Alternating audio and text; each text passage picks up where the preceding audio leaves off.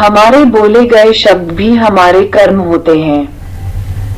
18 दिन के युद्ध ने द्रौपदी की उम्र को शारीरिक और मानसिक रूप से 80 वर्ष जैसा कर दिया था। शहर में चारों तरफ विधवाओं का बाहुल्य था। इक्का दुक्का पुरुष ही दिखाई पड़ता था। अनाथ बच्चे घूमते दिखाई पड़ते थे।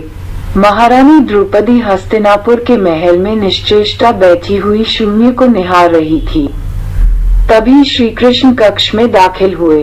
द्रौपदी श्री कृष्ण को देखते ही दौड़कर उनसे लिपट जाती है। श्री कृष्ण उसके सिर को सहलाते रहते हैं और रोने देते हैं। थोड़ी देर में उसे खुद अलग करके समीप के पलंग पर बैठा देते हैं। द्रौपदी कहती है, यह क्या हो गया सखा, ऐसा तो मैंने नहीं सोचा था। श्री कृष्ण कहते हैं, नियति बहुत क्रूर होती है पांचाली। वह हमारे सोचने के अनुरूप नहीं चलती, वह हमारे कर्मों को परिणामों में बदल देती है। तुम प्रतिशोध लेना चाहती थी और तुम सफल हुई द्रौपदी। तुम्हारा प्रतिशोध पूरा हुआ। सिर्फ दुर्योधन और दुशासन ही नहीं बल्कि सारे कौरव ही समाप्त हो गए। तुम्हें तो प्रसन्न होना चाहिए। द्रौपदी बोली, सखा तुम मेरे घावों को सहलाने आए हो या उन पर नमक छिड़कने के लिए आए हो? श्री कृष्ण बोले, नहीं द्रौपदी, मैं तुम्हें वास्तविकता से अवगत कराने आया हूँ। हमारे कर्मों के परिणाम को हम दूर तक नहीं देख पाते हैं और जब वो समक्ष होते हैं तो हमारे हाथ में कुछ नहीं रहता है।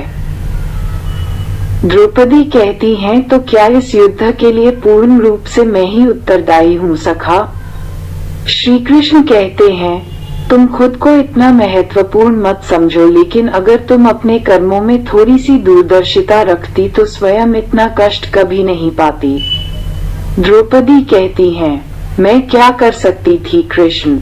कृष्ण कहते हैं, तुम बहुत कुछ कर सकती थी। जब तुम्हारा स्वयंवर हुआ तब तुम कर्ण को अपमानित नहीं करती और उसे प्रतियोगिता में भाग लेने का एक अवसर देती तो शायद परिणाम कुछ और होता। इसके बाद जब कुंती ने तुम्हें 5 पतियों की पत्नी बनने का आदेश दिया तब तुम उसे स्वीकार नहीं करती तो भी परिणाम कुछ और होते। और उसके बाद तुमने अपने महल में दुर्योधन को अपमानित किया कि अंधे का पुत्र अंधा। तुम वह नहीं कहती तो तुम्हारा चिरहरण नहीं होता, तब भी शायद परिस्थितियां कुछ और होती। द्रौपदी, हमारे शब्द भी हमारे कर्म होते हैं।